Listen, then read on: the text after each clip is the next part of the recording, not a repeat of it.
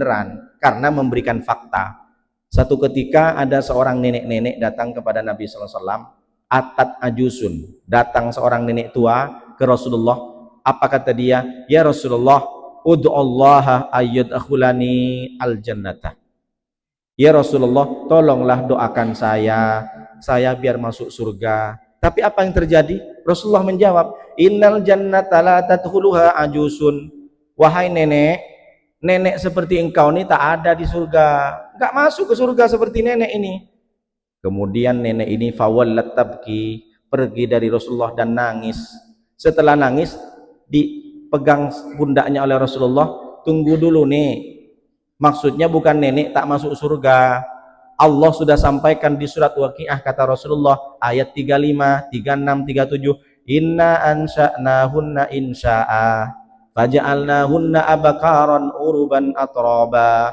Sesungguhnya aku ciptakan mereka bidadari-bidadari, kata Allah, insya'a, langsung dengan pertumbuhan yang baik, faja'alnahunna abakara, dan aku jadikan bidadari itu abakara, abkar, Abu Bakar, perawan, gadis-gadis.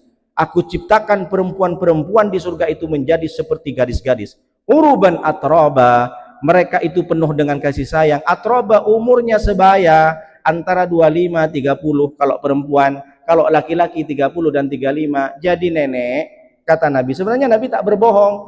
Kalau usia seperti nenek, tak ada masuk surga. Jadi kalau nenek masuk surga nanti, nenek bukan seperti ini wajahnya, enggak keriput. Umurnya nenek nanti berubah menjadi 25, antara 25 dan 30. Oh begitu Rasulullah gitu. Jadi kalau ditanya Rasulullah berbohong, bukan berbohong sebenarnya. Tapi kalau dari awal kan langsung dianggap berbohong oleh nenek ini. Apa maksudnya? Di surga Pak, nanti laki-laki itu antara 30-35. Kalau perempuan 25-30. Kenapa? Biar kita bisa menikmati kenikmatan surga Pak. Kalau nenek-nenek umur 80 tahun di surga dikasih bakwan, mana bisa dikunyah Pak? Dikasih rengginang, apalagi rengginang, dikasih bakwan tak bisa dikunyah Pak. Misalkan di surga Pak, laki-laki macam kita umur 90 tahun dikasih bidadari, nggak diapa-apain bidadari itu Pak, dicolek-colek aja Pak. Makanya kita masuk surga tuh seger Pak. Tapi gimana Pak Ustadz, kita dapat bidadari atau sama istri kita Pak Ustadz? Coba tengok di surat Yasin, kalau tidak salah ayat 56. Hum wa azwajuhum fi dhilalin alal araiki muttaqiun. Mereka dan istri-istri mereka di surga berada fi dhilalin, berada di bawah tenda, muttaqiun, sambil berkipas-kipas senang-senang. Jadi apa maksudnya? Istri bapak, suami ibu nanti akan bertemu di surga kalau sama-sama soleh. Kalau 4 istrinya Pak Ustadz, datang semua 4 itu. Belum lagi dikasih bonus sama bidadari kan. Nah, saya nggak tahu karena kan belum masuk surga kan. Jadi kalau ditanya suami istri apakah bertemu? Bertemu kalau sama-sama soleh dan solehah. Tapi kalau durhaka suaminya, durhaka istrinya, nggak ketemu.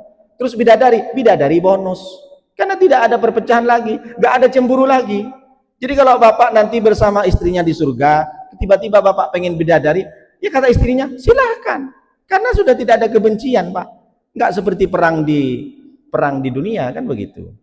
Jadi apa maknanya? Bahwa kalau ditanya Nabi pernah berbohong? Iya, tapi berbohongnya benar. Nabi Ibrahim pernah berbohong sama istrinya ketika menyeberangi Irak di perbatasan itu ketemu dengan sebuah negara.